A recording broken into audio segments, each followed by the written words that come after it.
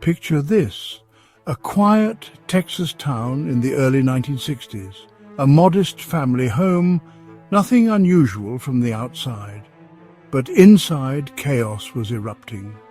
Objects hurled through the air, doors slammed with no one touching them, and most chilling of all were the handwritten notes which seemed to appear out of thin air. The family whispered the same word: devil. This is the true story of Hans Holzer's investigation into what came to be called the devil in Texas.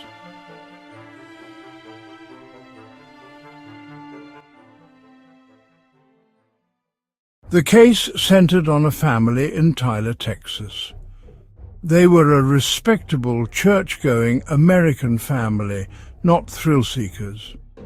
But strange disturbances began to shatter their lives.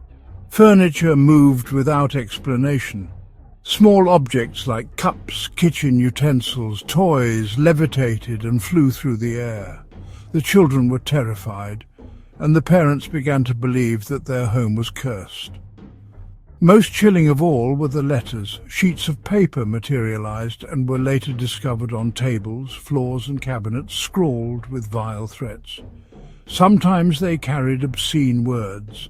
Sometimes they were signed simply Satan. Word spread quickly, and the family's pastor, along with neighbors, witnessed some of these otherworldly events. That's when Dr. Holzer was contacted.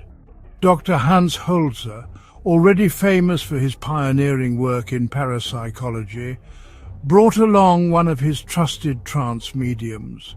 His method was always the same: history first, seance second. He wanted to know what happened on the land, who had lived there, and whether the dead might be restless or worse. In Texas, Dr. Holzer found a family both terrified and exhausted. They begged him for answers. Was this a ghost, a demon, or something else entirely? During the séance, the medium slipped into a trance and began speaking in a rough, unfamiliar voice. The entity claimed to be a tormented soul, not Satan himself, but someone consumed with rage. The medium described a dark male figure, restless and hostile, attached not to the land but to one of the family members. Holzer pressed for answers.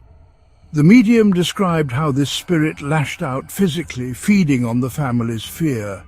It wasn't the devil, Holzer concluded. It was the worst of all hauntings, a poltergeist.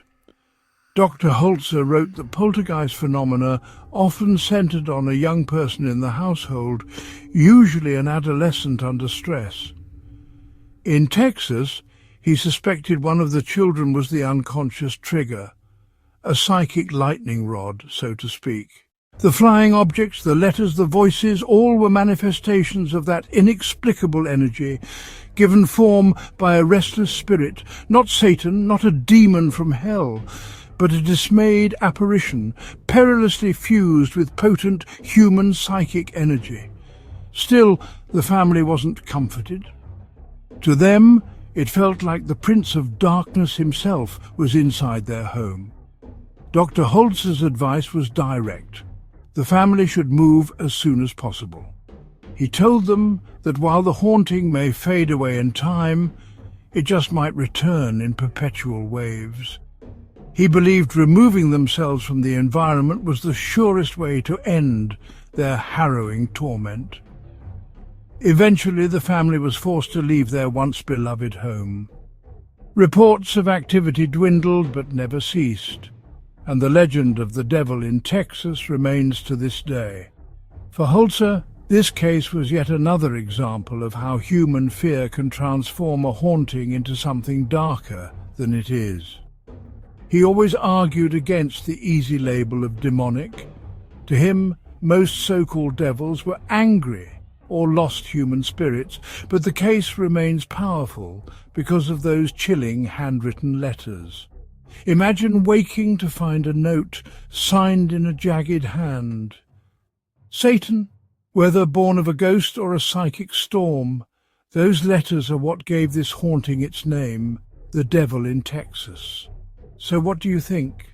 Was this just a poltergeist fueled by stress, or something truly demonic lurking in that Texas home?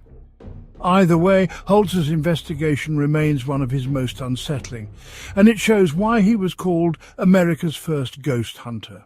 If you enjoyed this dive into Holzer's case files, don't forget to like, subscribe and hit the bell, because we've got more true Holzer stories coming soon.